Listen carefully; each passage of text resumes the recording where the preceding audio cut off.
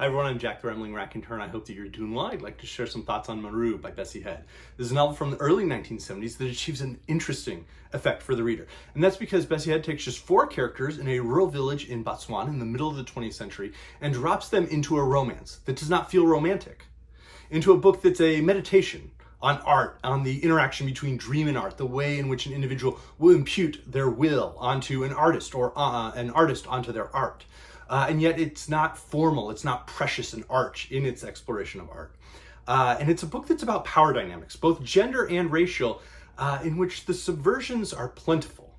And it's a startlingly short book to achieve all of that, and yet it works. Bessie Head herself wrote, "With all my South African experience, I longed to write an enduring novel on the hideousness of racial prejudice. But I also wanted the novel to be so beautiful and so magical that I, as the writer, would long to read and reread it." And she achieved that. Here's the first paragraph of the book. "The rains were so late that year, but throughout that hot, dry summer, those black storm clouds clung in thick folds of brooding darkness along the low horizon. There seemed to be a secret in their activity, because each evening they broke the long, sullen silence of the day and sent soft rumbles of thunder and flickering slicks of lightning across the empty sky. They were not promising rain. They were prisoners pushed back in trapped coils of boiling cloud." And that metaphor works, just like so many other pages in this wonderful work from Bessie Head.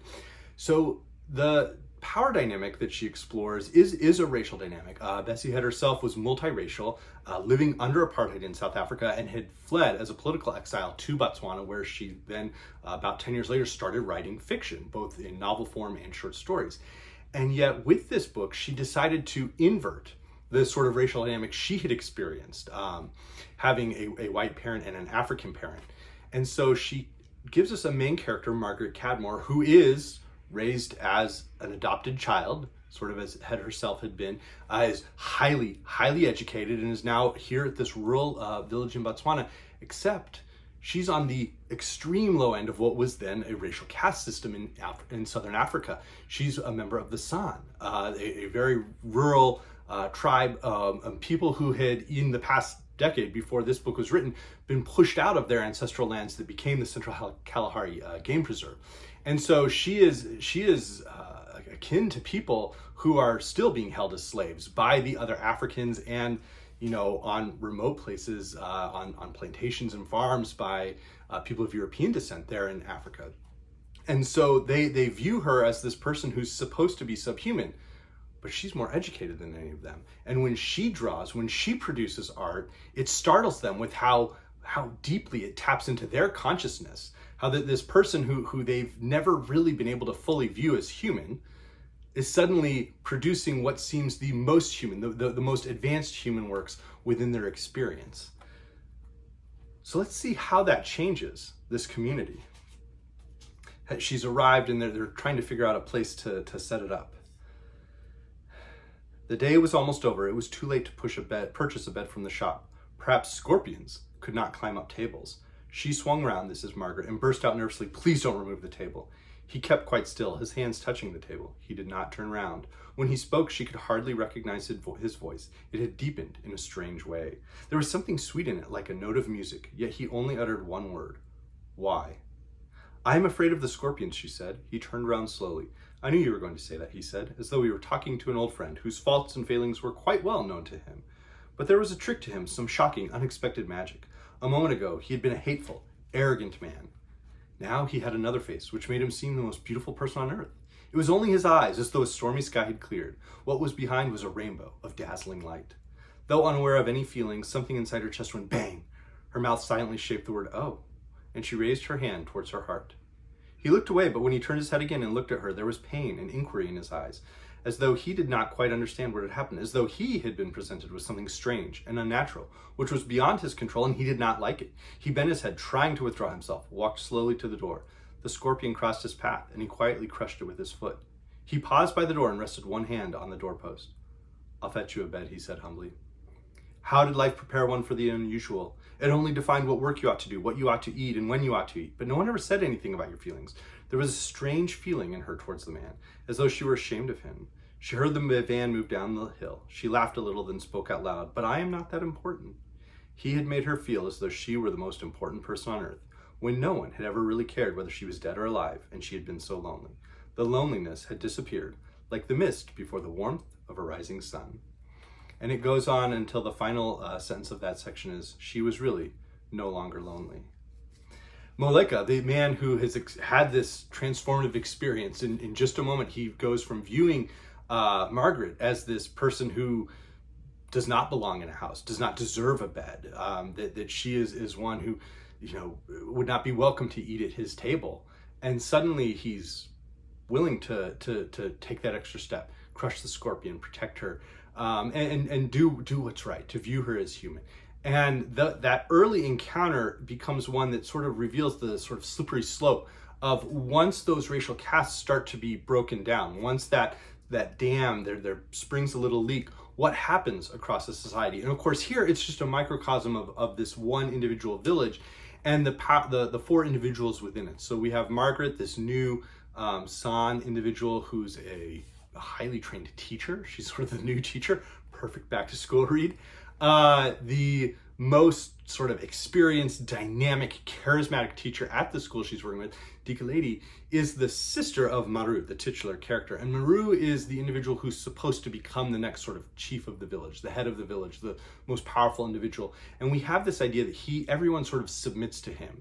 That Moleka, his close friend, who is sort of itinerant, has a number of sort of positions and seems to be in and out. He's almost sort of a Mercutio type character in some ways, and very, very interesting and effective. The Moleka and Dikeledi are really the only two who have never been able to fully submit to Maru. Everybody else is willing to. And yet here, the four of them become drawn into this triangle, not unlike what D.H. Lawrence achieved with Women in Love, where Moleka has long viewed Dikeledi as the one woman he never quite would pursue. And yet suddenly presented with Margaret, the woman he sort of cannot pursue, what choice will he make? Maru, of course, is expected to, take this next step to become the leader of the village, and yet he finds himself drawn into this circle and curious about Margaret, this individual, when he truly does still own slaves. And so Bessie Head's exploring all of these dynamics, and there are these quick sketches, these vignettes, the way that the children at the school taunt Margaret and Dikeledi steps in, the way that the sort of political and social structures within the village try to force her and oppress her, and how different people prop up against that, and the surprises that exist there. But also there are these fascinating explorations on art. And this painting here on the cover is evocative of what Margaret is drawing. I had a strange experience, she said slowly. Each time I closed my eyes, those pictures used to fill all the space inside my head. One picture was of a house. Everything around it and the house itself was black. But out of the windows shone a queer light. It did not look like lamplight, and it revolved gently. While I concentrated on this picture, it slowly faded and another took its place. There was a wide open sky and field. I saw the pitch black clouds envelop the sky. But when I looked at my feet, the whole field was filled with yellow daisies. They stirred a little, as though they were dancing. Their movement also created this effect of gently revolving light. The next moment, I was surprised to find myself walking along a footpath between the lovely daisies. I looked up again, and a little way ahead, I saw two people embrace each other. I stared quite hard because they were difficult to see.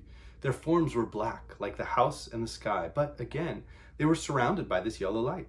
I felt so ashamed, thinking I had come upon a secret which ought not to be disclosed, that I turned and tried to run away. Just then a strong wind arose and began to blow me in the direction of the embracing couple. I was terrified. They did not want anyone near them, and I could feel it. I dropped to the ground and tried to grab hold of the daisies to save myself from the strong wind. At that moment, I opened my eyes. The funny thing was, this happened again and again, until I put the pictures down on the paper. Dikeledi picked up the last picture. The outline was very clear. Even though the faces and arms and bodies were blacked out, she followed the silhouette of the taller person with her eye, then raised her hand to her mouth to stifle an exclamation of surprise. It was unmistakably that of her brother Maru. She turned an uneasy glance on Margaret, who stared back at her quietly, with no change of expression. "You frighten me," she said, her eyes wide and startled. "Why?" Margaret asked in surprise. "Do you always see things like that?" Dikeledi asked. And they continue until Dikeledi walks out. She looked into her own heart and walked out deep in thought. Life appeared to be a mystery, a deep interwoven tangle. She'd had a glimpse of something new and altogether outside her usual speculations. How had he done it? How had he projected his dreams on someone so far removed from him? That sort of thing was meat and drink to Maru, but it changed the picture when some other living being was on the receiving end of his dreams, especially such a true and sensitive recorder as Margaret. There were many things she doubted about Maru. He was too rich in speculation and mystery. But Margaret, everything about her was direct, purposeful, and straightforward. Why, Dickalady thought, she has changed my life. I am becoming a more sincere person. And that sincerity involves Dickalady taking the art and then giving it to Maru and basically stealing art. And so the subversions persist throughout this work until there are these final, sort of declarations, who among those four do end up together. And I won't spoil that because I really do hope more and more folks read this book. Bessie Head tragically died young, I believe from cancer, and yet this work and her other works, Question of Power is a much deeper, harder meditation around those power dynamics. But When Rain Clouds Gather, her stories, they really are wonderful, wonderful works. And they're works that come out of a time of great upheaval in Africa, but upheaval that could push in positive ways. I think, of course, probably the greatest social writer within Africa would be James Ngūgī or Ngūgī wa Thiong'o, the Kenyan writer whose works such as Petals of Blood or Weep Not Child, Devil on the Cross, A Grain of Wheat, numerous works, but his works are dynamic explorations of those power dynamics and of the violence that can exist within them, the aggression that can exist on a different vein from what Bessie Head's exploring. I thought as well of James Welch, both Fool's Crow and Winter in the Blood, and the way his works seem to examine a small community and the way that a person within those communities does have a system falling down upon them, and yet within their own hope, within their own life, can flourish. I thought as well, in part with the really strange sort of psychological dynamics that are explored with Juan Rulfo's works, both his stories in The Burning Plain, but also Pedro Páramo. And of course, with writers like Ralph Ellison in the US or Richard Wright, the man who lived underground. And in many ways, they were giving a voice, this deep, artistic, passionate voice to characters existing in a society that is unwilling to view them as human, even as they produce some of the most incredibly human and deep probings of human consciousness that are possible. So let me know if you've read any works from Bessie Head. Let me know if you have other writers from Botswana or Southern Africa that you really enjoy. I will undoubtedly be reading another of her works, certainly within the next year. So I hope everybody's doing well. Thanks.